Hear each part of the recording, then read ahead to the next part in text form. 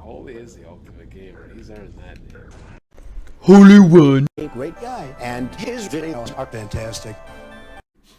What's to do, YouTube? It's Holy One, and this is going to be my 1-year review from upgrading from a 1080 Ti to an RTX 3090, and my experience gaming on this card, looking at it through the perspective of gaming on a 1080 Ti for so many years, and finally upgrading to an RTX card. So let me show you guys my current build. A lot of custom work was done on it.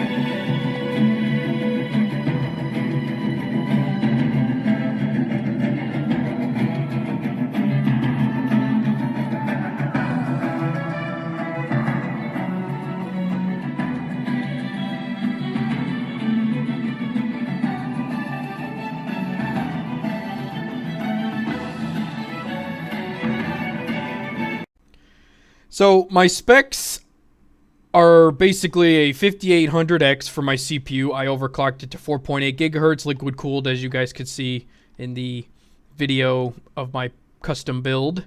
32 gigs of RAM running at 3200 megahertz, DDR4 of course, with the EVGA for the Win 3 Ultra RTX 3090. Pretty big mouthful. And the motherboard is a X570 Aurorus Master. Basically, it's a $400 motherboard that I got this year. Pretty good, pretty decent. A lot of fans and stuff going on in there too. Wi-Fi 6, all that good stuff compatible, ready to go. And my monitors, 4K, 120 hertz, HDR, and a 165 hertz 1440p monitor on the top, and then 4K on the bottom, with a soundbar, keyboard and mouse, and an Xbox Elite controller and an Xbox Series controller. So those are my specs for that. Now, I'm going to briefly go over the comparison between the specs between the 1080 Ti and the RTX 3090. So basically, this was a huge upgrade for me. Now, I could have gone with the 3080. I do have a 3080 in my other build, but that's not my main rig. The reason for that is the 3080 only has 10 gigs of VRAM, so it's not really a monumental upgrade on the VRAM side, going from 11 down to 10, even though it is DDR6X. But 11 to 24, that's pretty much double, more than double, the VRAM. And the VRAM is running at DDR6X, which is hot. These card, now the 1080 Ti I used to have was a PNY blower fan. It was like gray. That card was the cheapest model of the 1080 Ti. I bought it back in like September of 2017, literally around this time. Pre-owned for $550, which back then wasn't too bad because I think it retailed at $650. It was loud, it was hot, it was always running at like 83C, so yeah, but it got the job done. It never had issues. It didn't really have any heating issues, minus getting really hot, but it was a blower fan. It didn't have a backplate. As you guys saw in my video, I had a custom backplate on my 3090, which also came with a backplate. So this 3090 is probably the highest end model. It is auto overclocked to 1800 megahertz. It runs at about 79C at the max load, but that's because, remember, the 3090, unlike the 3080, has 24 gigs of VRAM of DDR6X, which is very, very hot. And this card eats like 450 watts on the high end from what I've seen if I'm playing a game like, I don't know, Halo Infinite Beta or Halo CE, which is CPU heavy. I got 850 watt power supply. Some people say get a 1000, which no, this is very high end 850 watt power supply, zero issues. And unlike Intel, my 5800X does not consume a lot of wattage. I think the max wattage it usually consumes is about 80 watts, whereas my old Intel rigs would eat like 150 watts. So plenty of wiggle room for that.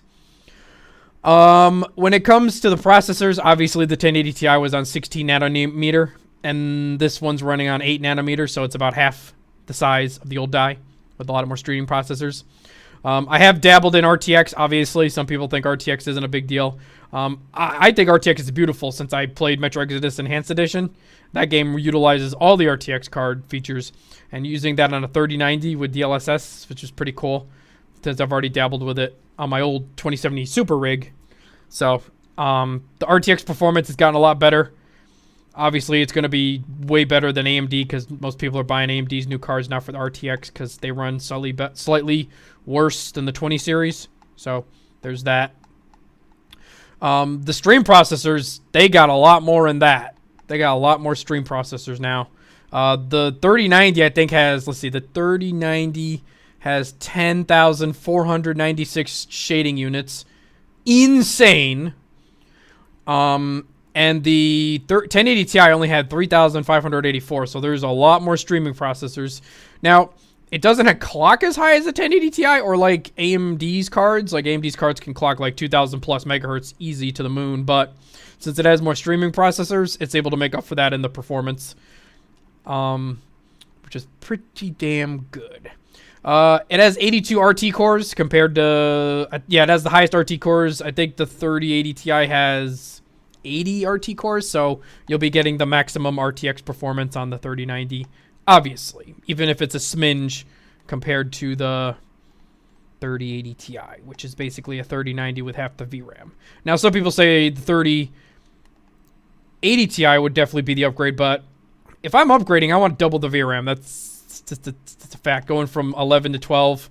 Now, if it was 16 like AMD, like if I upgraded to 6900 XT and I never had an RTX card, then that would be a huge upgrade, more VRAM and all that sort of thing. But a lot more games are utilizing RTX features and stuff like that. I think that's about it for the specs. Let's see, it's got like 112 ROPS compared to 88, something like that. It's got a lot of tensor cores. Oh yes, SM counts. So the 1080 Ti had 28 SM counts. The 3090 has 80. Let's see, 82. It's pretty good. So, I'm pretty happy with my upgrade. I'm pretty much maxing everything out of 4K. I'm playing Horizon. You guys could definitely check out the benchmarks of my 3090 and 1080 Ti on my channel. Go to the benchmark playlist if you want to check those out. I won't have to put up benchmarks on this video. But I'm getting like 4K max settings, always above 60, sometimes 120 frames, 100 FPS.